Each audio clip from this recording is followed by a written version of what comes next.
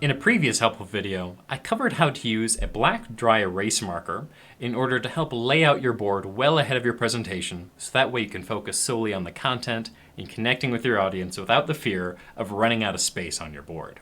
I wanted to give you one more tip about using one of these dry erase markers, especially if you're someone who uses a lot of these overlays in your work. So I'm going to bring up my treble clef that I've used in previous examples. And let's say I was a music teacher and I wanted to show my students where an E whole note might be sitting. So I'm going to draw a whole note on the E line here at the very bottom of the staff. So if I go ahead and draw that, in the moment I might, you see that looks not great.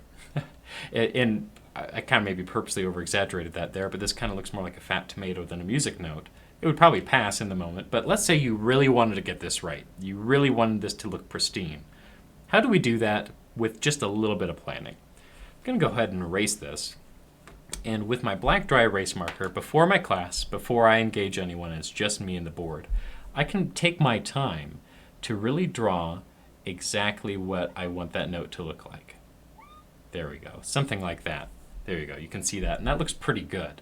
So if in the moment I'm in class now and I'm asking my students where that note might sit, and one of them gives me the correct answer, I can go ahead and very simply trace what I've already done, and now it sits on the board, and that looks much better than my first attempt.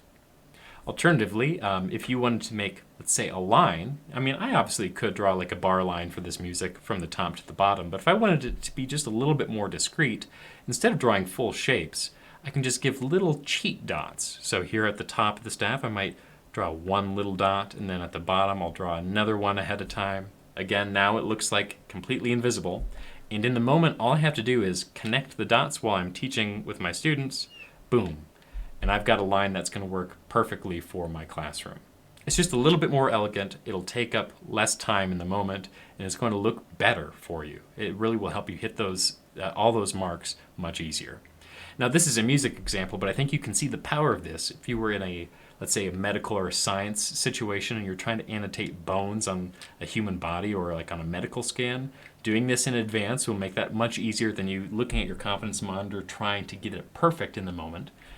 Alternatively, if you're working in mathematics and had a very complex graph or an equation, you could write some of these out in advance so that way you know you have enough room and you're interacting with your overlays in a way that both makes sense and looks polished.